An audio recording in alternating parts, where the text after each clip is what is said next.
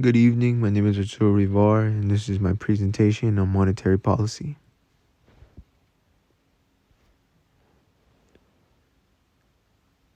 What is monetary policy?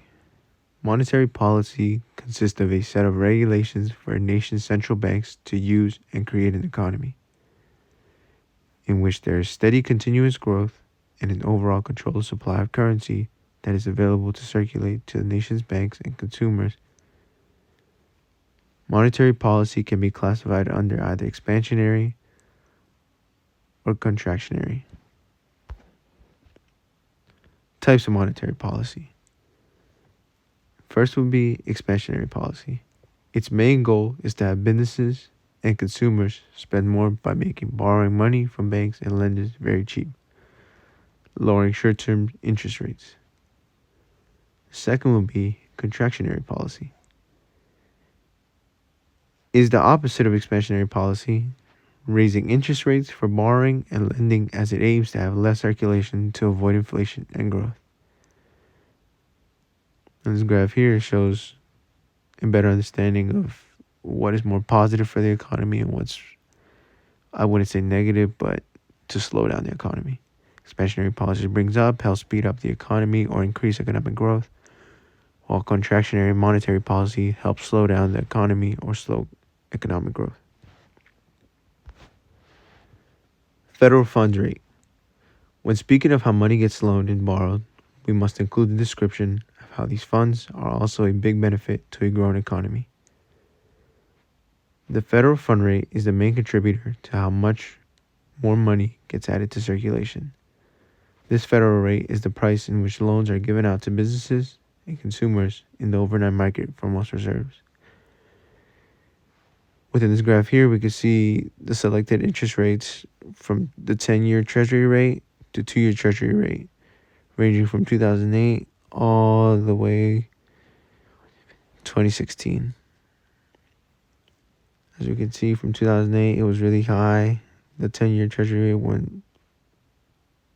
it was really switching up and down, as we can see, as the 2-year Treasury rate just spiked up in 2008, then all the way down. The dual mandate. When the federal government wants to create balance, they refer to their dual mandate. The Federal Reserve's dual mandate is the balance between the price stability and maximum sustainability employment. The Federal Reserve's Federal Open Market Committee is also known as the FOMC, and it's responsible for interpreting these plans into longer goals and points in our economy to keep moving forward. You see in this graph, it makes it a little easier. The federal government has been given a dual mandate, which they want to have it balance the price stability and the maximum employment to make it an easy economy. The FOMC. The FOMC, consisting of 12 core members, one being the president of the Federal Reserve Bank of New York, 7 of those belonging to the Board of Governors of the federal system, and the other 4 which alternate and switch by serving 1-year terms, hold 8 conferences for the year to discuss the economy and the plans to keep it afloat and discuss the economic growth and its sustainability. And within this graph, we can see the structure of the Federal Reserve System. First, from the Board of Governors, in this composition, 7 members appointed by the president to 14-year terms function, supervises, and regulate the Fed, while the Federal Open Market Committee, the FOMC, and its composition would be what I just described: the 7 members of Board of Governments, 5 presidents of the district bank, and their function would be to decide the monetary policy.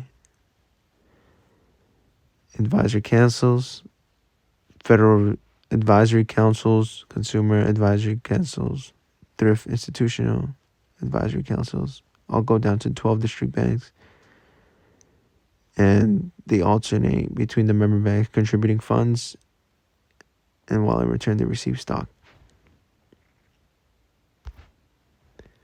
Quantitative easing. Quantitative easing is when central banks purchase very long-term securities from the open market. With this strategy, quantitative easing is found to add new money to circulate to its economy, and also has been found to encourage investment from consumers and businesses. These investments also increase supply to provide newly central banks with more liquidity. In this graph, I also give it a more deeper understanding to what is quantitative easing. It occurs when the federal bank wants to when the Fed buys long-term securities to boost the economy. It also increases money supply and lowers long-term interest rate, and it makes it easier for banks to lend and to borrow. Next brings us to the transmission of monetary policy, which is the transmission of monetary policy gives us a detailed description of the flow of reserve banks to monetary policy changes, all the way to economic activity and its inflation. This complex map and outline can be summarized to a smaller scale for a better understanding.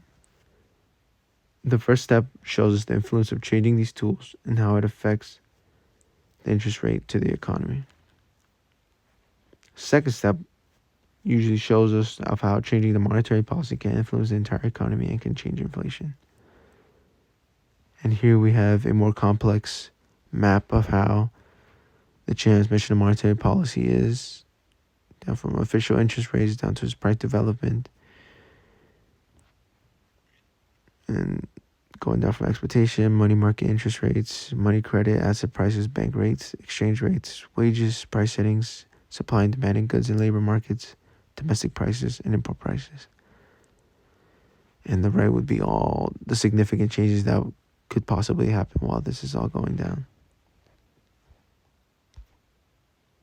These are my references for my presentation here today. And that's it. And thank you all for listening.